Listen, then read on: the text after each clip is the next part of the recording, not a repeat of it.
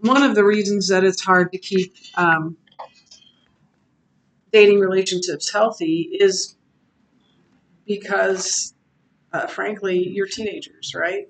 And you're young, and uh, dating is fun, hopefully, and you want to have a boyfriend, you want to have a girlfriend, um, but it takes someone that is pretty committed to faith and pretty mature to have a healthy relationship.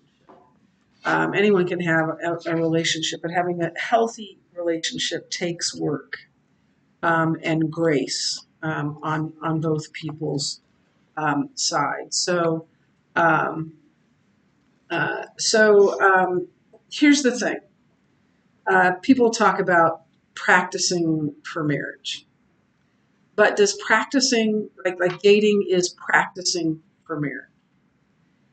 But does practicing something wrong help you get it right?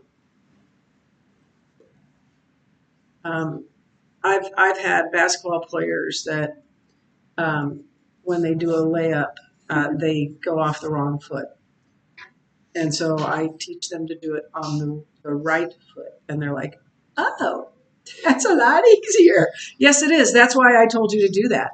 And so if I would have allowed that player to just keep doing that and doing that and doing that, it would never she'd never know how to do it right.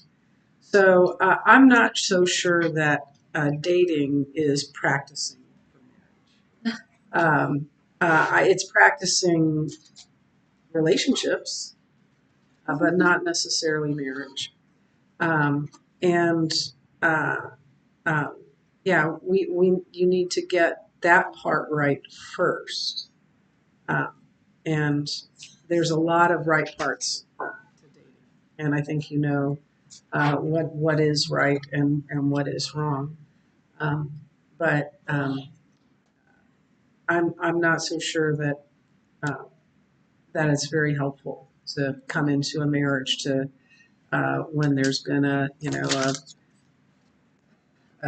couple and then you break it off and then someone else and then you break it off and then someone else and you break it off and I'm not sure that that's the best way to come in. Now that's coming from a woman who had really no boyfriends except for the one in college, uh, and I'm glad about that. I'm really glad about that. My sister, one of my sisters, had a boyfriend, the same boyfriend, pretty much all through high school. And they were both very popular. She was the captain of the cheerleading team, and he was the captain of the basketball team. And it seemed to be a great um, relationship, but it wasn't really. We didn't realize that at the time. And when she talks about this, this is what she says. She says, I wish more, especially young women, would realize that datelessness in high school is a gift. And now she married a wonderful man, a very wonderful man, and they're with Campus Crusade for Christ. Um, but um, but those previous relationships um, go into your next relationship. So you have to be careful about how you comport yourself and how you um, uh, manage that relationship, that dating relationship. Uh, so if if that relationship is uh, making your walk with Christ more shaky, that's a red flag. the other person should help your walk, not hurt. And so that's a problem because hopefully any relationship, whether that's dating or marriage, that between two believers, that each one would help the other. It's there's a song back in the '70s by Larry Norman called a song for a circle of friends, and it's the story. The song is about how his friends have helped him grow closer, and that's what friendship should do, and that's what dating relationships should do. So if that's not happening, um, then I say get out of it because it's not helping you in the most important relationship you have in your life. Um, and I would say, I mean, obviously, the Bible says, "Don't be unequally yoked with an unbeliever." That is referring to marriage. But I would say, if God's saying, "Don't marry an unbeliever," then don't date an unbeliever, right? Um, and especially if you're seeing um, dating as looking forward to um, preparing for marriage. So only if you're a believer, just delete believers, not non-believers, and then that won't be a problem. There might be other issues, but that won't be one of them. And if if your walk with or not if your walk with Jesus um, is um, is hurt by that relationship, like you see that you're becoming more enmeshed with that person than growing in your faith, um, then your relationship will suffer. So make sure. I mean, if you catch that, then just um, make sure that you're doing what you need to do to grow closer to the Lord. Um, and so this is an illustration, and it comes from Tommy Nelson, who's a pastor in Texas, and he had a Sunday school class for college students, and and he gave this sort of word picture about how do you find a mate. And the first thing he says, and he's a runner, so he has this word picture of a race or a long distance run, and he says just run your race of faith. Just run your race of faith, and just keep your eyes on Jesus. And at some point during that race, you might see someone who is also running that race at the same pace in the same direction. And then at some point, um, after you've been running this race in the same direction at the same pace, um, someone can say, "Hey, why don't you come over here and run with me?" And it's a simple word picture, but I think it's really true to life. I asked Jeff one time why he decided to ask me out for our first date. Have I told you that story? No, I don't think so. Okay, so I told you when I first saw him. Yes. So and I told you we had a young adults group, and he decided to ask me out when the young adults, that's what it was called, went out to our cabin. And at that time, I was young and I was a water skier.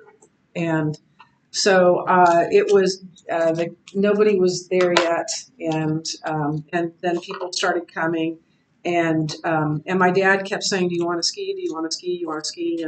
And I was not going to ski if Jeff came there. I was not even going to put on my swimsuit as Jeff was coming, and so he wasn't coming. I was sure, and so I said, "Daddy, I want to ski. I don't think he's coming. Let's go."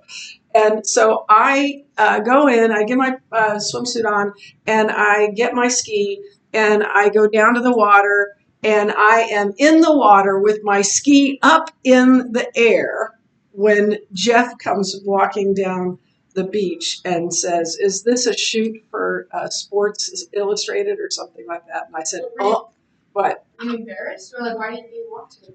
I was embarrassed. And so, I said, only if I get up, and I did. I did. I'd been skiing for a long, long time. But then after that time, I mean, my dad left, and my little sister did too. And the Yaks, the young adult Christians, were in the cabin playing Trivial Pursuit, which was a big game back in the day. And I don't know what I did or what I said, but for some reason, he decided to ask me out. And I didn't know him very well, but I knew that he was kind, and I knew that he was in church every week, and he was cute. So yeah. He asked me out in the basement of the church after church, and it was weird because I was upstairs talking, of course, and I started to go down the stairs, and I see Jeff like peeking around the stairs, and as soon as he sees me, he goes like this, and I'm like, what's going on? So I go downstairs, and I'm talking to people, and once I'm not talking to people, he comes up and he talking to me, and he says, I don't know what he said at first, but he said, uh, "Have you ever been to Platte River State Park?" And I said, "No." And in my head, I'm like, it sounds like he's going to ask me out for a date, but with my luck, he's probably going to say, "Well, you should go sometime," and then just walk away. But he continued talking to me, and he said, "Well, would you like to go on a picnic there this afternoon?" And I said yes. Um, and I went to my dad and said, "Oh, well, the thing was, I used to get really bad ear infections, and so I had a really bad ear infection." And I said to my dad, I said, I only heard like every other word, but I think Jeff Keyser asked me out for a date, and I think he's picking me up at 3. But just in case, I'm gonna be ready to go. I don't know. I'm not sure. And my dad, there was this bell down there that when you had an announcement to make, you get. And my dad's going, "I'm getting the bell." I'm like, "No, you're not. Don't get the bell." And he didn't get the bell. But let me tell you what made me say yes. Um, a number of Sundays before that, there was a family that had been at that church and had moved away, and then they were visiting. And Jeff, and I was there with Jeff, and he introduced me to them. And the whole conversation was him wanting to know about them. And he knew their children by name, and how is Matt doing now, and how's it. And I'm like, this guy is so kind. He's so um, he's so interested in the other person. He doesn't need to tell his story. He wants to listen to other people, and he absolutely is that kind of person. And so find that kind of person. Find the kind of person not only that wants to make you be better, but that treats you with respect and kindness and love and gentleness, um, and um, and patience. Um, and it's I don't think it's a personality thing. You've got introverts, you've got extroverts. Yes, I'm an extrovert. Yeah, you know that, right? And you could probably guess Jeff is an introvert, and that often works. But I have friends that they're both extroverts, and it works out, and both introverts, and it works out. Um, but the person's character and faith is what's really important. Um, so, um, so the question again: what are you doing today to become the kind of person God wants you to be? If you want to find someone who is godly and loving and patient and all those things, you need to be that kind of person as well. And it is easy for us, and I know you're not here yet, but you might be at someday. It can be easy to give in to the misconception that you're not somebody until you have somebody, and that isn't true. And in my mind, at age 20, 21, 22, 23, I was just waiting for a man for life to begin. And there were so many things I could have done and experienced if I wouldn't have felt that way. I wish I would have gone on more mission trips. I wish I would have spent more time or used my gifts more readily. Um, and I mean, I'm so grateful I found Jeff, but I just spent time waiting and instead of um, doing things that for the glory of God. So don't settle for anything less than the best because you're worth it.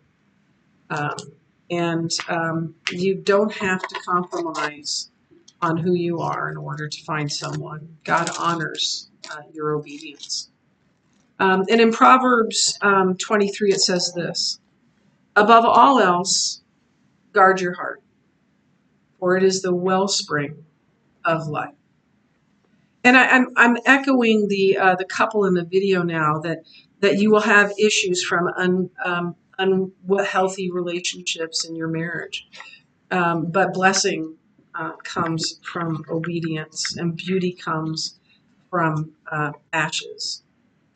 Uh, and I mean, I'm not going to go into detail, but Jeff and I both came into our marriage with baggage. His family was not communicative, and